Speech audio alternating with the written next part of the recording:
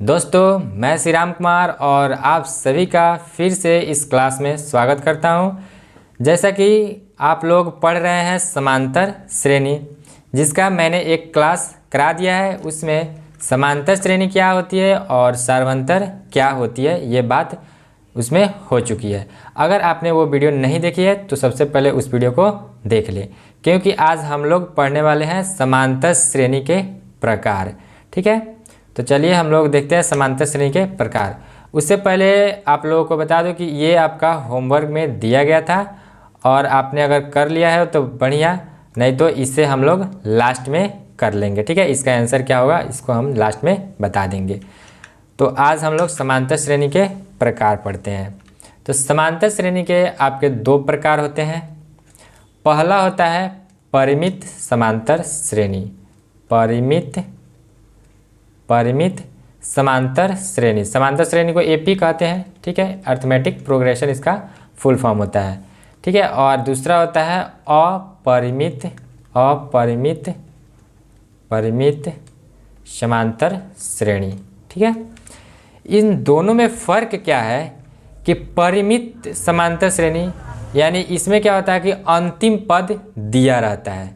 ठीक है, पद के बारे में हम लोग चर्चा करेंगे। अंतिम पद क्या होता है, प्रथम पद क्या होता है, दूसरा पद क्या होता है। ठीक है, और अपरिमित समांतर श्रेणी में क्या होता है कि अंतिम पद नहीं दिया रहता है। तो इसका आप लोग परिभाषा लिख सकते हैं कि वैसा समांतर श्रेणी जिसमें या जिसका अंतिम पद दिया हो, जिसका अंतिम पद दिया हो उसे परिमित समांतर श्रेणी यानी एपी कहते हैं। ठीक है, इसका एग्जाम्पल देखिए कैसे। जैसे आपका हो गया 5, 7, 9, 11, 13। ठीक है, ये आपका समांतर श्रेणी है। कैसे है तो क्योंकि इसके जो क्रमागत यानी लगातार पदों का अंतर क्या है, सब का 2-2 है। तो सब का डिफरेंस अगर 2-2 है तो ये समांतर श्रेणी में होता है। ठीक है, दूसरा एग्जाम्पल लेते हैं। जैसे आपका हो जाएगा 10, 17, 24, 31। ठीक है, 31, 38। इसका देखिए, इसका अंतिम पद क्या है, 13 है। इसमें क्या है, अंतिम पद 38 है। तो यानी इसका अंतिम पद दिया है, तो ये क्या होगा, परिमित होगा। अब अपरिमित का क्या होगा, तो अपरिमित का देख लेते हैं। अपरिमित पे क्या होता है कि वैसा एपी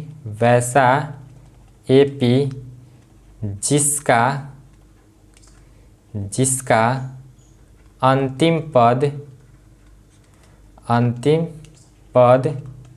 न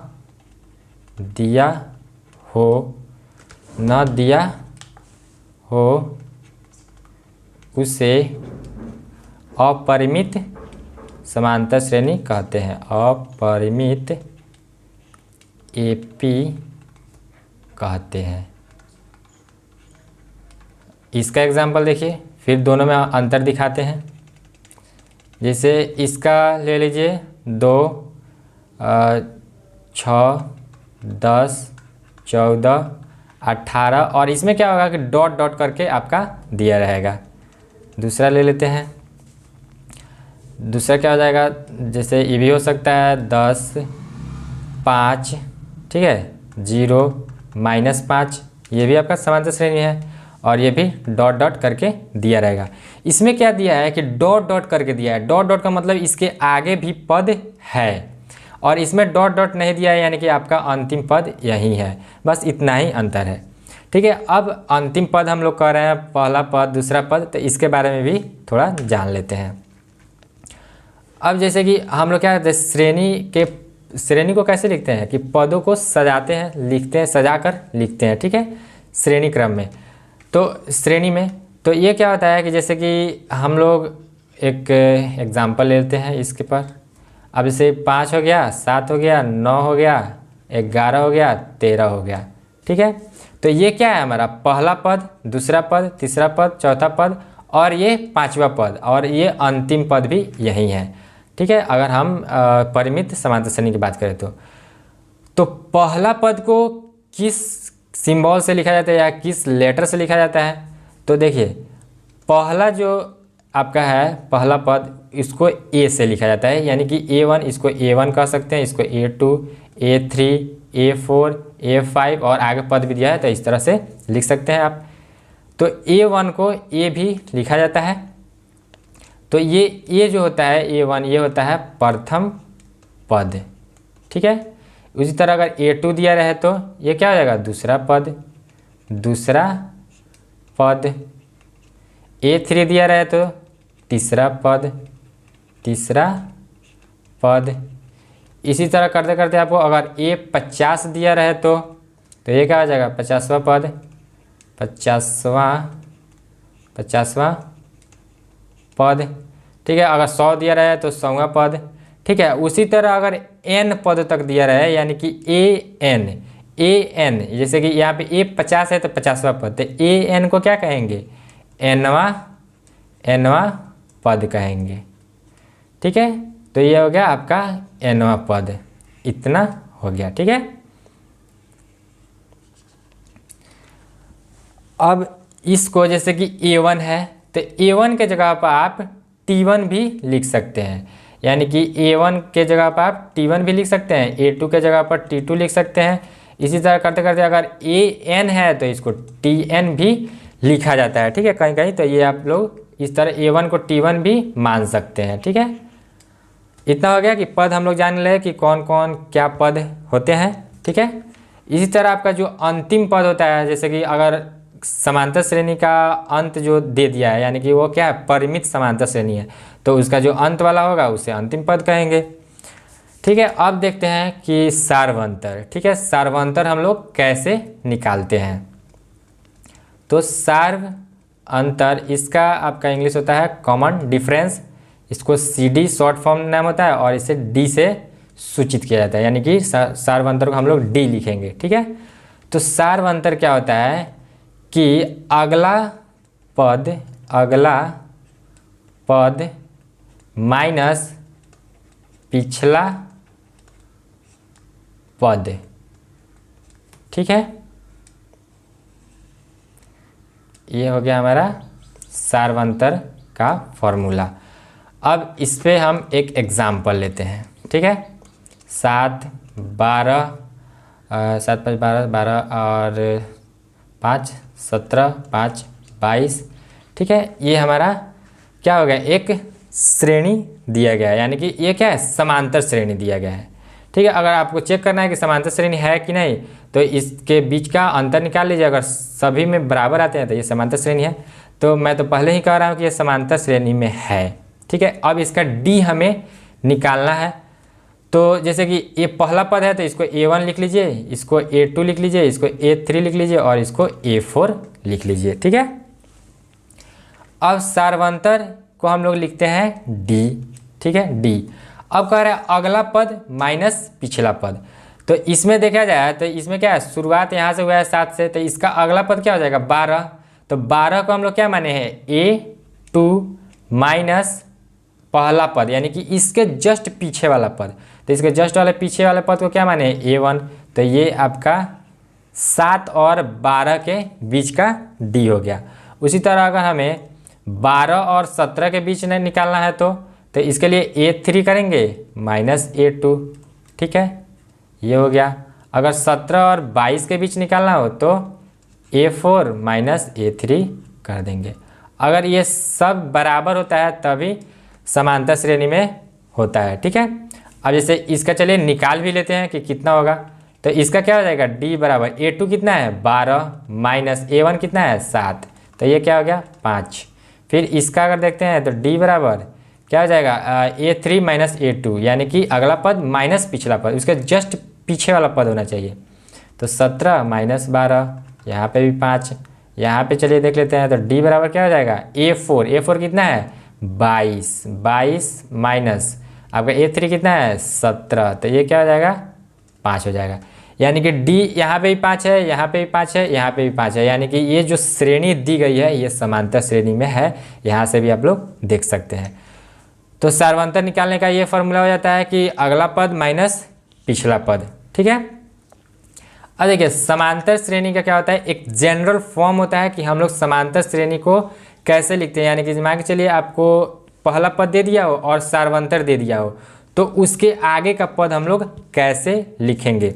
तो उसके लिए एक होता है जनरल फॉर्म आपका, यानी कि व्यापक रूप होता है, व्यापक रूप, जिसे कि आप लोग इंग्लिश में जनरल फॉर्म कहेंगे, जनरल फॉर्म कहेंगे। ठीक है।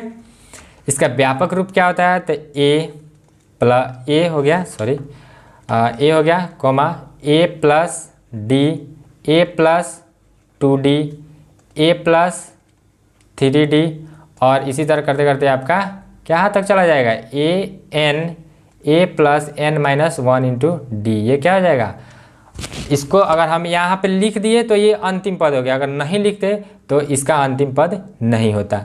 तो ये क्या हो गया, एनवा पद, यानी कि अंतिम पद ये हमारा हो गया। ठीक है। ये पहला पद, दूसरा पद, तीसरा पद, और इसी तरह करते करते आपको एनवा पद तक चले गए। ठीक है। तो ये आपका एनवा पद हो गया। तो ये आपका व्यापक रूप हो जाता है समांतर श्रेणी का। अब एक क्वेश्चन लेते हैं जिसका a बराबर 5 दिया गया है और d बराबर 3 दिया गया है। इससे हमें एक समांतर श्रेणी लिखनी है। लगभग आप 5 पद का लिख लीजिए। तो 5 पद का हम लोग कैसे लिखेंगे, तो अगर इस फार्मूला पे लिखना चाहें तो लिख लीजिए। ठीक है। तो इस फार्मूला पे बैठाइएगा तो ये क्या है, समांतर श्रेणी का ही जनरल फॉर्म है। तो ए कितना है, 5। दूसरा पद अगर लिखना हो तो पहला पद हो गया, दूसरा पद तो ए प्लस डी, ए कितना है 5 और डी कितना है 3, तो 5 और 3 8। तीसरा पद अगर लिखना हो यानी कि इसके बाद वाला, तो ए प्लस 2d यानी कि 2 से डी में गुना करना है। तो डी कितना है 3, तो 3 दूना 6 और 5 11 हो जाएगा। इसी तरह ए प्लस 3d, तो ये क्या हो जाएगा, 11 3 14 हो जाएगा। और फिर ये क्या हो जाएगा, अगर पाँचवा पद निकालना है तो ए प्लस 4d, तो ये 17 हो जाएगा। तो इस तरह से लिख सकते हैं, या आप चाहे तो इसका भी आंसर सेम ही आएगा, लेकिन इस तरह से देखिए ए आपका प्रथम पद हो गया 5। ठीक है। अब इसके आगे का अगर आपको पद लिखना है 4 5 7 जितना बोले 3, तो इसमें क्या कीजिएगा, इसमें बस डी जोड़ते जाइएगा, केवल इसमें नहीं, इसके आगे। जैसे कि इसमें 3 जोड़िएगा तो 8 हो जाएगा, फिर इसमें डी जोड़िएगा तो क्या हो जाएगा, 11 हो जाएगा।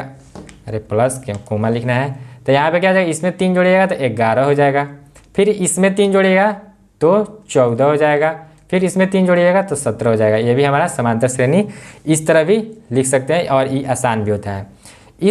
ये जो है जनरल फॉर्म पे हमने बताया। ठीक है। ये जैसे ए हो गया, ये ए प्लस डी हो गया, ए प्लस 2d हो गया, ए प्लस 3d हो गया, और ये ए प्लस 4d हो गया। इसका यूज हम लोग आगे करने वाले हैं, बहुत ज़्यादा करेंगे। ठीक है। तो अभी आप लोगों को समांतर श्रेणी अगर बोला लिखने के लिए कि हाँ इतना पद तक लिखिए, तो आप लोग क्या कीजिएगा, प्रथम पद दिया रहेगा उसमें डी जोड़ते जोड़ते आप जितना पद बोला उतना आप लोग लिख सकते हैं। ठीक है। अब हम लोग तो आज के लिए इतना ही। ठीक है। आप लोग को कुछ होमवर्क देते हैं और आप लोग प्रश्नावली 5.1 भी ट्राई कीजिएगा, उसमें का क्वेश्चन बन जाएगा। ठीक है। तो सबसे पहले हम लोग उस क्वेश्चन को कर लेते हैं जो मैंने दिया था आप लोगों को करने के लिए, ये वाला। इसमें क्या है, निम्नलिखित में से बताइए कि एपी में कौन कौन है, यानी कि समांतर श्रेणी में कौन कौन है। तो सबसे पहले क्या कीजिएगा, इसका सभी का डी निकालेगा।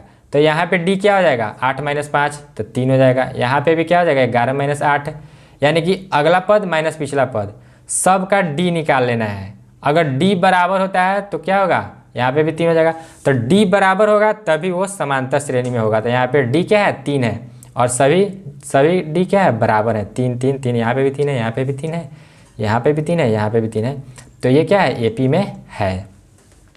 यहाँ पे देखिएगा तो 6 - 2 तो 4 हो जाएगा, और यहाँ पे 12 - 6 कीजिएगा तो 6 हो जाएगा।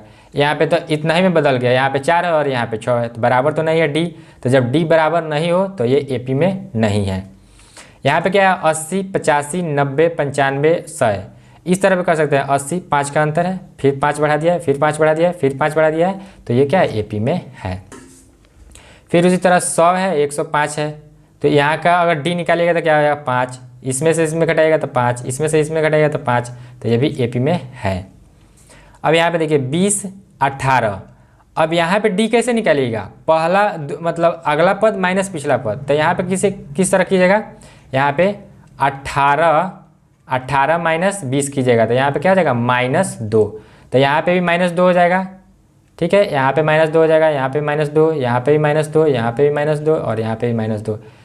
तो मैंने बताया भी था कल कि समांतर सर्वंतर जो होता है आपका पॉजिटिव यानी कि धनात्मक, ऋणात्मक और शून्य तीनों हो सकता है। यहाँ पे देखिएगा तो 0 का अंतर है, 0 0 0 0 0, तो 0 का अंतर है तो 0 भी सर्वंतर हो सकता है, तो ये भी हमारा एपी में है। ठीक है, तो ये हमने कर लिया। अब आप लोगों को 5.1 जो है उसको तो ट्राई करना ही है, और प्लस में आपको कुछ होमवर्क देते हैं जिसको करके कमेंट कर दीजिएगा इसका आंसर। जैसे कि ये वाला क्वेश्चन है, इसको भी कर लीजिएगा और इसका भी कर लीजिएगा। कमेंट नहीं कीजिएगा क्योंकि ये थोड़ा लिखने में दिक्कत हो जाएगी आप लोग को। ठीक है, तो आज के लिए इतना ही। ठीक है, तो मिलते हैं नेक्स्ट वीडियो में, और क्वेश्चन उस वीडियो में हम लोग केवल क्वेश्चन करेंगे प्रश्नावली 5.1 का। ठीक है।